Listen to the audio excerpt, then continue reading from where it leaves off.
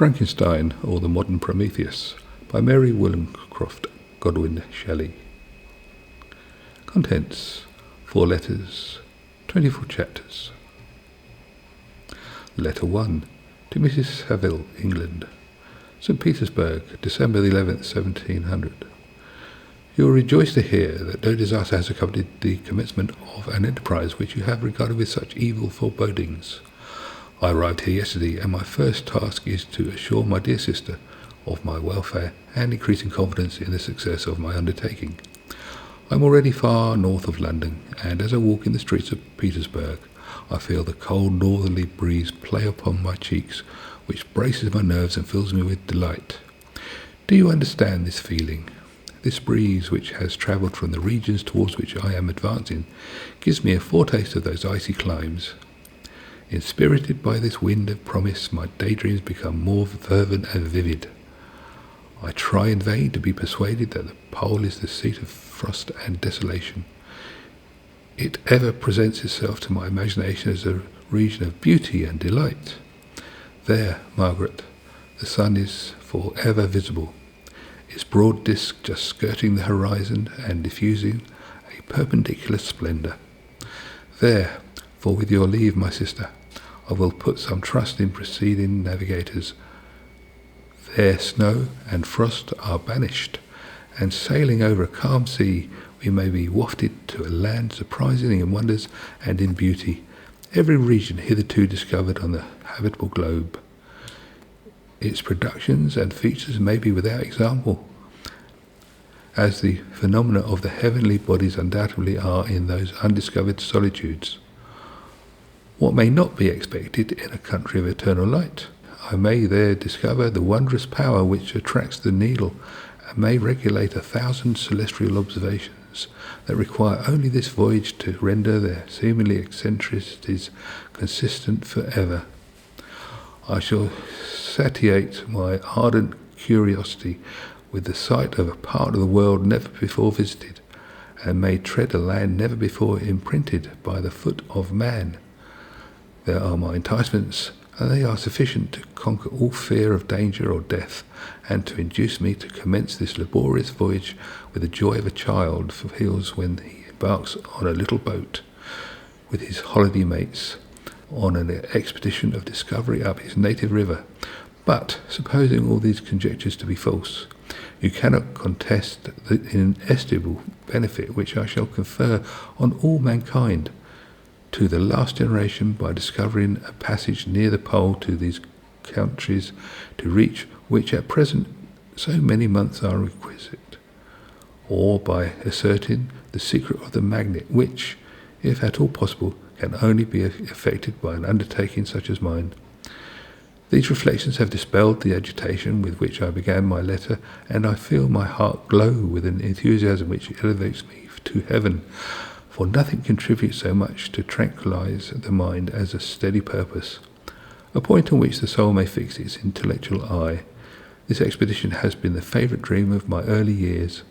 I have read with ardour the accounts of the various voyages which have been made to the prospect of arriving at the North Pacific Ocean, through the seas which surround the pole. You may remember that a history of all the voyages made for purposes of discovery composed the whole of our good Uncle Thomas's library. My education was neglected, yet I was passionately fond of reading. Those volumes were my study day and night, and my familiarity with them increased that regret which I had felt as a child on learning that my father's dying injunction had forbidden my uncle to allow me to embark on a seafaring life. These visions faded when I pursued, for the first time, those poets whose effusions entraced my soul and lifted it to heaven. I also became a poet, and for 1 year lived in a paradise of my own creation. I imagined that I also might obtain a niche in the temple where the names of Homer and Shakespeare are concentrated.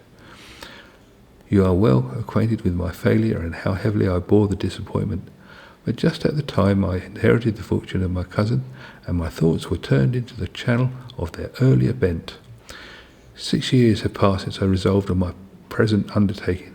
I can, even now, remember the hour from which I dedicated myself to this great enterprise. I commenced by inuring my body to hardship.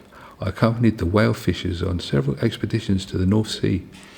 I voluntarily endured cold, famine, thirst, and want of sleep. I often worked harder than the common sailors during the day and devoted my nights to the study of mathematics, the theory of medicine, and those branches of physical science from which a naval adventurer might derive the greatest practical advantage. Twice I actually hired myself as an undermate to the Greenland whaler, and acquitted myself to admiration. I must own I felt a little proud when my captain offered me the second dignity in the vessel, and entreated me to remain with the greatest earnest, so valuable did he consider my services. And now, dear Margaret, do I not deserve to accomplish some great purpose? My life might have been passed into ease and luxury, but I preferred glory to every enticement that wealth placed in my path. Oh, that some encouraging voice would answer in the affirmative. My courage and my resolution is firm, but my hopes fluctuate, and my spirits are often depressed. I am about to proceed on a long, difficult voyage, the emergencies of which will demand all my fortitude. I am required not only to raise the spirits of others, but sometimes to sustain my own, when theirs are failing. This is the most favourable period for travelling in Russia. They fly quickly over the snow in their sledges. The motion is pleasant, and in my opinion far more agreeable than that of an English stagecoach.